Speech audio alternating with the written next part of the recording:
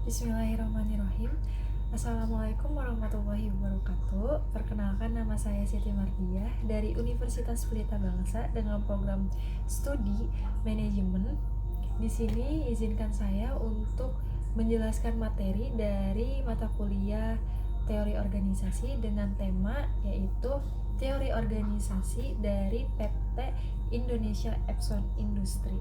Izinkan saya untuk menampilkan materinya.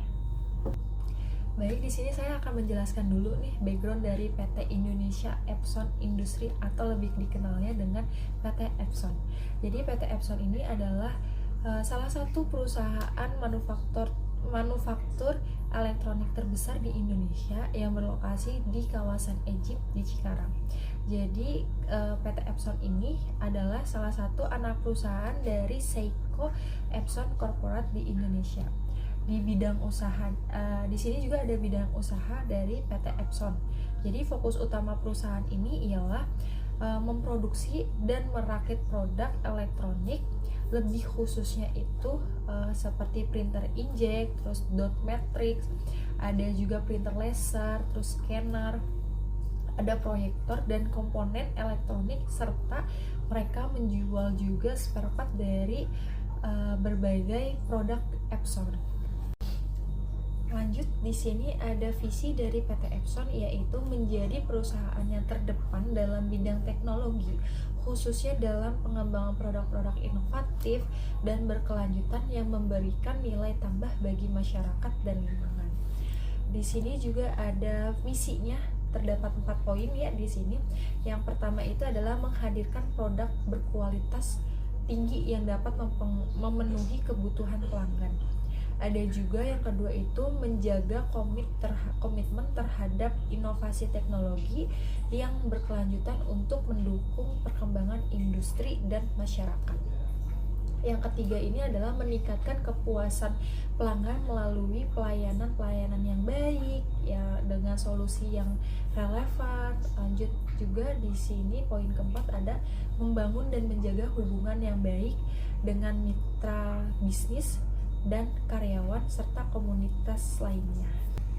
Baik, di sini kita lanjut, ada interaksi dengan lingkungan. Yang pertama itu ada lingkungan pasar. Jadi lingkungan pasar ini itu memasarkan produk ke dalam negeri maupun ekspor dari negara ke negara, yaitu ke Asia, ke Amerika, dan ke Eropa.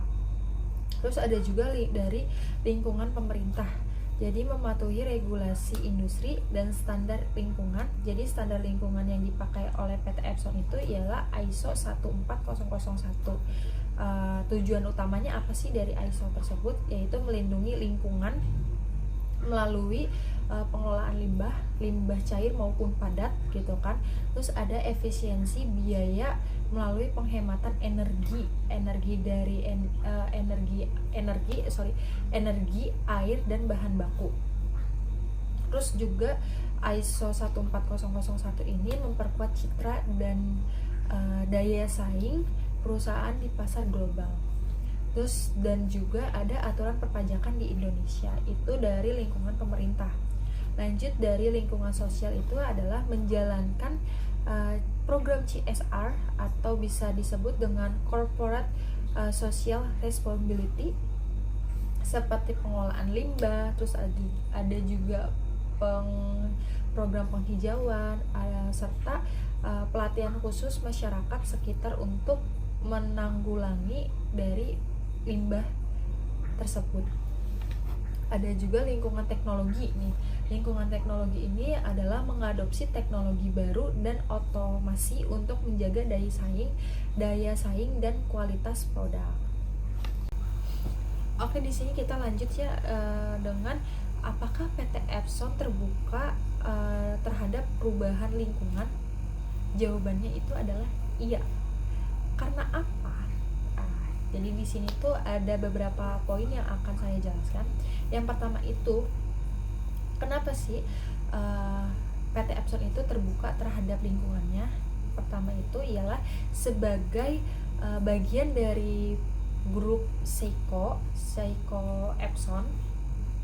PT Epson ini wajib mengikuti perkembangan teknologi dan permintaan pasar di dunia secara internasional gitu kan.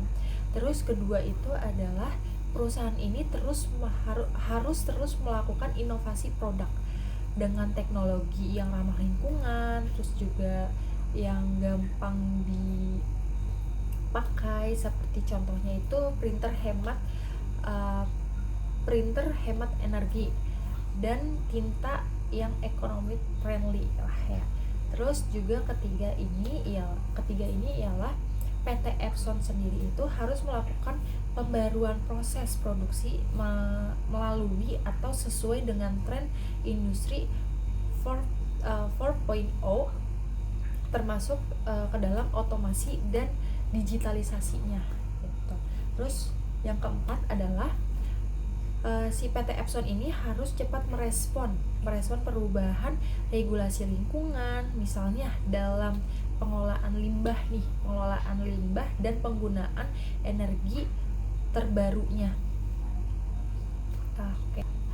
Baik, di sini lanjut ada faktor-faktor eksternal yang dapat mempengaruhi perubahan. Yang pertama ini ada faktor ekonomi. Jadi faktor ekonomi ini ialah fluktuasinya nilai tukar mata uang, nilai rupiah terhadap yen atau dolar dapat mempengaruhi biaya produksi dan ekspor. Terus kondisi ekonomi global ya. Jadi kayak contoh resesi atau inflasinya ini dapat mempengaruhi atau mengurangi permintaan produk. Di sini juga ada faktor teknologi. Jadi faktor teknologi ini adalah persaingan dalam inovasi teknologi mendorong PT Epson ini untuk terus memperbarui produknya. Contohnya dari printer inktank yang lebih hemat gitu. Terus adopsi dari industri 4.0, AI dan otomasi dalam produksi. Lanjut, di sini juga ada faktor sosial dan lingkungannya, yaitu yang pertama itu dituntut konsumen terhadap produk ramah lingkungan. Jadi PT Epson ini dituntut oleh masyarakat untuk melakukan produk yang ramah lingkungan, juga regulasi pengelolaan limbah dan emisi yang semakin ketat. Juga di sini ada faktor politik dan hukum. Jadi kebijakan pemerintah terkait pajak, investasi asing dan tenaga kerja. Terus juga ada peraturan perdagangan dari peraturan perdagangan internasional, termasuk tarif impor ekspor atau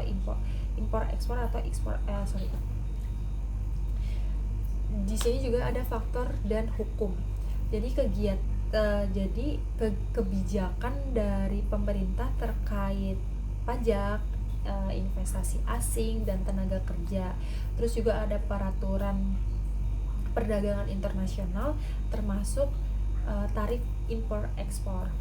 Di sini juga yang terakhir adalah persaingan pasar. Jadi persaingan pasar ini lebih kompetitif ya, lebih kompetisi dari brand-brand lain seperti HP, Canon dan Brother memaksa Epson beradaptasi dengan tren harga dan teknologinya gitu.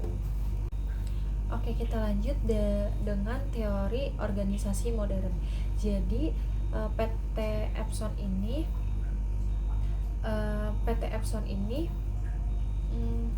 jadi dia itu melakukan teori organisasi dengan cara modern. Salah satunya adalah ada 3 poin yang kita bahas sekarang, yaitu teori sistem terbuka, pendekatan kontingensi, dan teori manajemen modernnya. Yang kita bahas ini satu-satu, yaitu teori sistem terbuka. Pertama ini ialah organisasi dipandang sebagai sistem yang terus berinteraksi dengan lingkungan eksternal. Jadi maksudnya itu adalah PT Epson ini beroperasi dalam lingkungan global dan selalu berinteraksi dengan faktor eksternal seperti pasar, teknologi, terus regulasi pemerintah dan tren konsumennya. Jadi organisasi ini menerima masukan berupa bahan baku, teknologinya, serta informasi yang kemudian memprosesnya menjadi produk yang berkualitas tinggi untuk pasar internasional. Terus di sini juga ada pendekatan contingency, yaitu adalah Epson menyesuaikan struktur dan strategi dengan perubahan lingkungan seperti persaingan teknologi printer atau peraturan ramah lingkungan. Jadi maksudnya ini ialah si PT Epson ini harus menyesuaikan struktur dan organisasi dengan perubahan lingkungan, gitu kan. Terus Terus juga keputusan manajerial tidak kaku dan tidak bersifatnya adaptif. Terus juga di sini ada teori manajemen modern. Jadi teori manajemen modern ini lebih ke fokus pada inovasi teknologi R&D dan manajemen sumber daya manusianya lebih ke HRD itu kan, untuk mendukung keunggulan kompetitif global. Terus juga struktur fungsionalnya dengan divisi khusus membantu pengambilan keputusan yang lebih efektif. Oke, di sini kita lanjut ya. Jadi di sini lebih ke pertanyaannya. Apakah struktur ini mendukung pencapaian tujuan organisasinya? Oke, kita jawab. Jawabannya adalah iya. Karena apa? Di sini ada 4 poin yang akan kita bahas. Yang pertama itu ada spesialisasi divisi. Jadi spesialisasi divisi ini menyangkut dari produksi, R&D, terus ada supply chain, HR dan lainnya, gitu kan. Terus spesialisasi divisi ini memastikan setiap bidang memiliki fokus dan keahlian untuk mencapai target kerjanya. Jadi setiap divisi itu harus melakukan tugasnya masing-masing dan harus mencapai target kinerjanya. Ada pula yang kedua itu struktur hierarkis namun fleksibel. Jadi lebih memudahkan koordinasi antara manajemen puncak, lebih ke kayak presiden direkturnya dengan divisi operasionalnya yang tadi kita sebutin ya. Terus ada juga yang ketiga itu adalah integrasi fungsi global dan lokal. Di sini itu lebih condong ke mendukungnya itu tujuan utamanya adalah produksi yang efisien, inovasi yang berkelanjutan dan kepuasan pelanggan. Gitu. Terus di sini juga ada divisi sustainability, lebih ke K3 atau EHS. Itu lebih ke menunjukkan komitmen terhadap tujuan lingkungannya yang sesuai dengan ketentuan pasar global saat ini. Tuntutan pasar global saat ini. Di sini juga kita lanjut, ada struktur organisasinya. Yang pertama itu paling atas itu pasti ya ada presiden direkturnya. Terus di bawah-bawahnya itu ada divisi-divisinya, ada engineering dan R&D, terus ada supply chain dan procurement, terus ada sales dan marketing, terus ada HRD, terus ada keuangan dan akuntansi dengan pemfokusannya masing-masing. Jadi struktur organisasi yang ditampilkan ini mempunyai peranannya nih, yaitu pertama, engineering HRD ini lebih ke mengembangkan desain dan teknologi baru. Terus juga ada supply chain dan procurement, lebih ke mengatur bahan baku, logistik dan distribusinya. Terus juga ada divisi sales dan marketing ini di PT Epson mengelola pemasaran, distribusi lokal, dan ekspornya. Terus juga di sini ada divisi HRD, Human Resource Development. Jadi lebih ke rekrutmennya, pelatihannya, terus kesejahteraan dari karyawan gitu kan. Terus juga ada keuangan dan akuntansi. Lebih Oke, di sini kita lanjut dari budaya organisasi di PT Epson.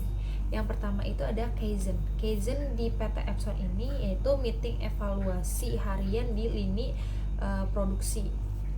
Terus ada juga program reward, yaitu dengan ide-ide perbaikan dari karyawan akan dihargai atau diapresiasi jika berhasil mengurangi defect atau meningkatkan efisiensinya. Jadi si Kaizen ini lebih ke setiap karyawan akan didorong untuk melakukan perbaikan kecil namun berkelanjutan di area kerja.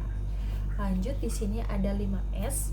Jadi 5S ini adalah Seiri, Seiton, Seiso, Shitsuke, sama Seiketsu. Jadi budaya kerja rapi, rajin, bersih, disiplin, terstruktur, yang membantu meningkatkan produktivitas. Ya 5S ini lebih ke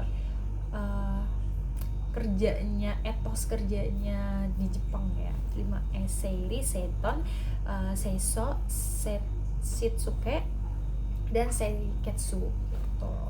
Terus ada juga kualitas sebagai produk utama gitu. Ada lingkungan kerja sehat dan aman.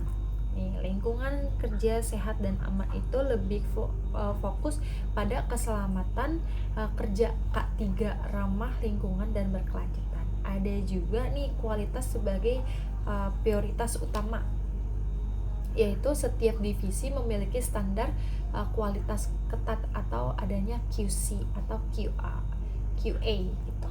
Terus ada juga teamwork ini, jadi setiap karyawan atau beberapa karyawan itu dari berbagai divisi diajak berkolaborasi dalam proyek-proyek inovasi atau pemecahan masalah yang sedang timbul atau sedang ada masalah. Jadi harus collab gitu. Setiap divisi itu harus ada collabnya.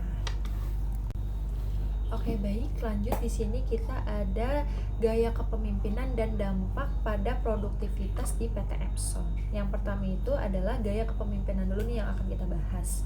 Yang pertama itu ada gaya kepemimpinan partisipatif. Jadi lebih ke melibatkan karyawan untuk mengambil keputusan operasionalnya. Terus juga di sini ada gaya kepemimpinan transformasional. Jadi menginspirasi karyawan untuk berinovasi dan memberikan kontribusi yang terbaik. Jadi ciri-ciri dari gaya kepemimpinan di Epson ini lebih ke komunikasi yang terbuka, terus pelatihan pengembangan SDM-nya, pemberian penghargaan bagi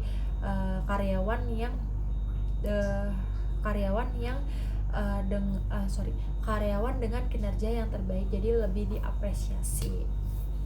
Terus lanjut kedua di sini adalah dampak pada produktivitas kinerjanya, yaitu budaya Kaizen yang sebelumnya kita bahas ini adalah memastikan proses produksi selalu ditingkatkan sehingga efisiensinya dan outputnya perusahaan semakin meningkat. Terus juga tadi ada kepemimpinan partisipatif ya, menciptakan rasa memiliki di kalangan karyawan. Jadi menimbulkan rasa tanggung jawab yang lebih karena adanya rasa memiliki gitu. Jadi menimbulkan rasa tanggung jawabnya. Terus juga ada penerapan kebudayaan tinggi yang membuat si PT Epson ini mampu menjaga reputasi global dan memenangkan persaingan di pasar global dengan merek-merek lain, gitu maksudnya. Oke. contoh kasusnya nih, contoh kasusnya ada, yaitu di akhir-akhir tahun ini ya, si PT Epson ini berhasil mengurangi tingkat kerusakan produk defect rate melalui penerapan program Kaizen harian. Jadi si PT Epson ini berhasil mengurangi tingkat kerusakan produk melalui penerapan program Kaizen harian di lini produksi printer.